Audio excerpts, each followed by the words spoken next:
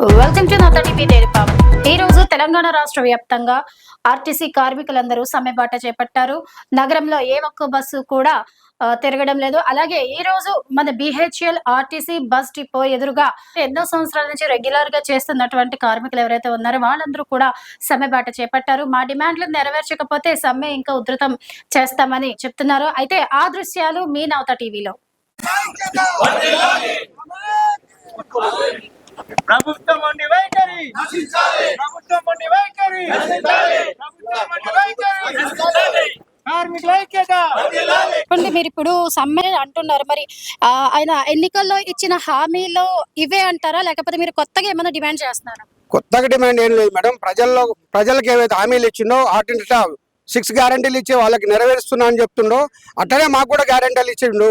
మాకు కూడా గవర్నమెంట్ విలీనం చేస్తానన్నాడు, మాకు పే స్కేల్ ఇస్తానన్నాడు, మమ్మల్ని అందరినీ అట్టుకొని నేను మీ అందరినీ నా సోదరులాగా చూసుకుంటా అన్నాడు. కానీ అటువంటి హామీలు ఏ హామీలు నెరవేర్చలేడు. కాబట్టి మేము ఈరోజు గవర్నమెంట్ 41 రోజులు నిన్న కమిటేసి మళ్ళీ 4 వారాల్లో వరకు మేము తీర్మానం చేస్తామని చూడు.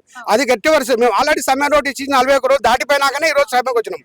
ఆ 41 రోజుల లోపలే మీరు ఈ సమస్య కమిటీని వేసి ప్రజలకు సమస్యను లేకుండా చేసింటే అయిపోయింది. కానీ ఇప్పుడు మళ్ళీ ప్రజలను ఏం చేసి ప్రజల ముందు మమ్మల్ని దోషులు చేయాలని చూస్తున్నారు.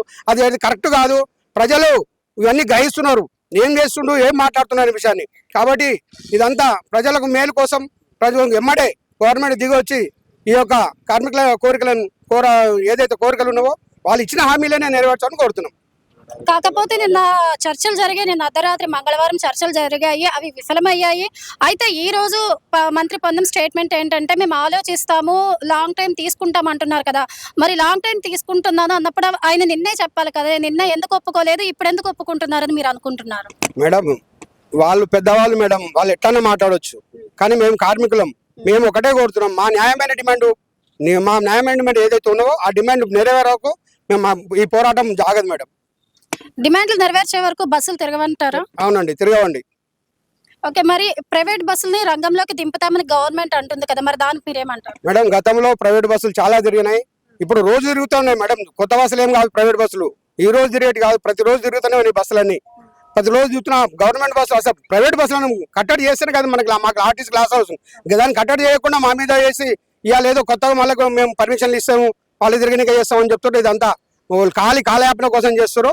కార్మికులతోనే వీళ్ళు మేము కార్మికులం వాళ్ళని వ్యతిరేకించారు. గవర్నమెంట్ మేము సపోర్ట్ చేస్తూనే గవర్నమెంట్ మా యొక్క కోరికలు నెరవేర్చామని అడుగుతున్నాం. వాళ్ళు ఇచ్చిన హామీనే నెరవేర్చామని అడుగు తప్ప కొత్త కోరికలు ఏం కోరట్లేదు మేము. సరే, హామీలు నెరవేర్చడానికి వాళ్ళు కూడా టైం టేకన్ తీసుకుంటామని అంటున్నారు కదా, మరి వాళ్ళు మీకు ఏమన్నా టైం ఇస్తే మీరు దీన్ని విరమిస్తారా? మేడం దానికి అన్నిటికీ మా సెంట్రల్ చేసి ఉంది. సెంట్రల్ చేసి వాళ్ళు మాకు చెప్తారు. దాని నిర్ణయం ప్రకారం మేము కట్టుబడి ఉంటాం మేడం. ఇప్పుడు ఈ డిపోలో ఉన్నటువంటి మీ మేనేజ్మెంట్ ఏమంటారు సార్, మీకు ఎటువంటి సపోర్ట్ చేస్తుంది? మేనేజ్మెంట్ ఎవరు ఎప్పుడు మాకు సపోర్ట్ చేయరు. మేము మేనేజ్మెంట్ ఎప్పుడు కార్మికులకు విద్రోహం చేయడానికి చూస్తారు. మేనేజ్మెంట్ మాకు వాళ్ళు ఏం చేస్తారంటే గవర్నమెంట్ సపోర్ట్ గా ఉంటారు. మేము కార్మికులం కాబట్టి మమ్మల్ని ఇబ్బంది పెట్టాలనే చూస్తారు వాళ్ళు. మీరు ఎన్ని రోజుల నుంచి దీంట్లో చేస్తున్నారు? నేను ఇప్పుడు 36 సంవత్సరాలు అయింది మేడం నేను డ్యూటీ చేయబట్టి. 36 సంవత్సరాలు. 36 సంవత్సరాల నుంచి మీకు ఇదే అవుతుంది. మేము పోరాటం చేస్తూనే ఉన్నాం. 36 ఏళ్ళకి చేస్తున్నాం మేడం. నేను ఇదే డిపోలో 36 ఏళ్ళగా డ్యూటీ చేస్తున్నాను. 36 సంవత్సరాలు. సో ఇక్కడ మనం చూసుకున్నట్లయితే 36 సంవత్సరాల నుంచి కాంట్రాక్ట్ బేస్ లో చేస్తున్నారు. అయినా కానీ కాంట్రాక్ట్ నుంచి రెగ్యులర్ గా సో కాంట్రాక్ట్ నుంచి రెగ్యులర్ గా చేస్తున్నారు కాబట్టి అయినా సరే ఏ గవర్నమెంట్ వచ్చినా వీళ్ళ పరిస్థితి మారిన వైనం కనిపిస్తుంది.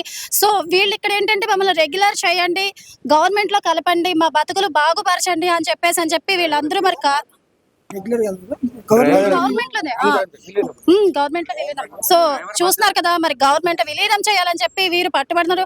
ఏవైతే హామీలు ఇచ్చారో 6 హామీలు ఏవైతే ఇచ్చారో ఆర్టీసీ కార్మికులకు సంబంధించి అవన్నీ కూడా డిమాండ్ చేస్తూ మరి వీళ్ళు ఇక్కడ ధర్నా నిర్వహిస్తున్నారు. ఇది కనుక ఒప్పుకోకపోతే బస్సులు రోడ్డు మీద తిరగవు అని చెప్పి గంటా పదాన చెప్తున్న వైనం కనిపిస్తుంది. సో చెప్పండి సార్, ఇంకేమైనా చెప్పదలుచుకున్నారా గవర్నమెంట్?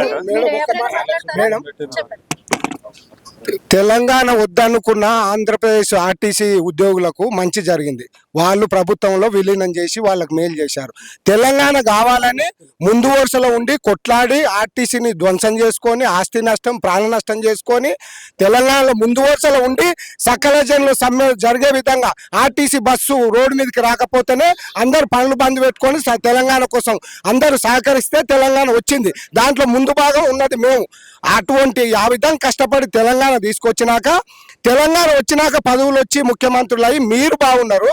కానీ మేము అంత కష్టపడితే అక్కడ వద్దనుకున్నోళ్ళు బాగుపడ్డారు, ఇక్కడ కొట్లాడిన వాళ్ళు నష్టపోయినాం. అదే పోయిన గవర్నమెంట్ ప్రభుత్వంలో విలీనం చేయమంటే వాళ్ళు చేయలేదు. అది ఆయన మోసం చేసింది అనుకుంటే రేవంత్ రెడ్డి సార్ మీద మేము అపారమైన మాకు విశ్వాసం ఉన్నది. దయచేసి ఒక రేవంత్ రెడ్డి సార్ మీద మాకు అపారమైన గౌరవం విశ్వాసం నమ్మకం ఉన్నది. కాంగ్రెస్ ప్రభుత్వం వస్తే అది పేదల ప్రభుత్వం, అది అన్ని వర్గాల ప్రభుత్వం, అది కడుపులో పెట్టి చూసుకుంటుంది, మాకు ఇచ్చిన హామీ నెరవేరుస్తుంది అని మేము 100% మేము నమ్మకం పెట్టుకొని ప్రభుత్వం రావడానికి పూర్తిగా 100% సహకరించడం. ప్రతి ఒక్క ఆర్టీసీ ఉద్యోగి వాళ్ళ కుటుంబాలతో సహా ఓటేపించి అధికారంలోకి రావడానికి సార్ ఒప్పుకోకపోయినా ఇది నిజమో కాదో తెలంగాణ ప్రజలను అడగండి మేడం. ఆ విధంగా సహకరించి ఇప్పటికి 3 సంవత్సరాలు అవుతుంది ఓపిక పట్టుకున్నాం. చేస్తుంది మా ప్రభుత్వం వచ్చింది, మాకు సాయం చేస్తుంది, మమ్మల్ని ఆదుకుంటుంది, మా సంస్థను బాగుపరుస్తుంది అని మేము ఎన్నో విధాలుగా ఆశ పెట్టుకున్నాం. ఇప్పటికి కూడా 3 సంవత్సరాలు వచ్చినా మీరు చేసే విధంగా మాకు కనిపించట్లేదు. అదేవిధంగా అయితే విపరీతంగా ప్రైవేట్ వెహికల్ తీసుకొస్తా ఉన్నారు, తీసుకొచ్చి సంస్థను నిర్వీర్యం చేస్తా ఉన్నారు.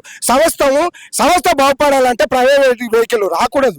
ప్రభుత్వ వెహికల్ వస్తే ప్రభుత్వంలో ఉద్యోగాలు దొరుకుతాయి. ఒక మెకానిక్, ఒక డ్రైవర్, ఒక కండక్టర్, ఒక ఎంప్లాయీ అందరు టోటల్గా ఉద్యోగాలు వస్తాయి. తెలంగాణ వస్తే ఉద్యోగాలు వస్తాయని మీరే చెప్పారు, ప్రజలకు ఆశ కల్పించారు. అపారమైన వాళ్ళకు ఆ విధంగా మీరు తెలంగాణకు మూవ్మెంట్ చేసి తెలంగాణ వచ్చినాక ఉద్యోగాలు వస్తాయి. అది జరగకుండా ఉద్యోగాలు పోతా ఉన్నాయి. ఇది కరెక్ట్ కాదు.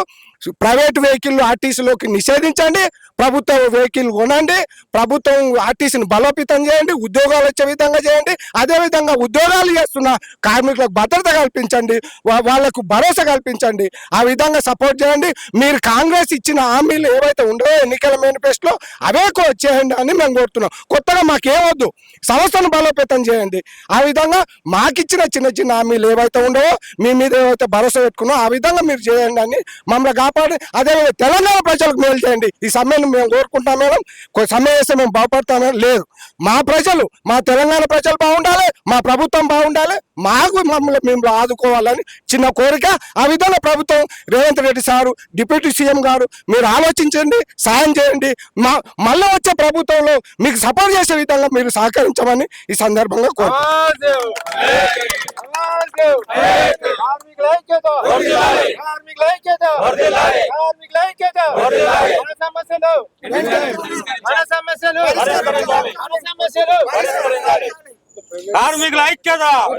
చూసారు కదండి, ప్రతి శాఖలోనూ కూడా ఇదే విధమైనటువంటి కష్టాలు ఉన్నాయి. చిన్న చిన్న జీతాలు, మిడిల్ క్లాస్ ఫ్యామిలీస్ వీళ్ళందరూ కూడా ఎన్నో సంవత్సరాల నుంచి ఎన్నో ఆశలు పెట్టుకొని ఇక్కడ వర్క్ చేస్తున్నటువంటి అందరి కోరికల్ని కూడా చిన్న చిన్న కోరికలన్నీ కూడా నెరవేర్చారు. వీళ్ళందరికీ కూడా న్యాయం జరగాలని కూడా మేము కూడా మనస్ఫూర్తిగా కోరుకుంటున్నాం సార్.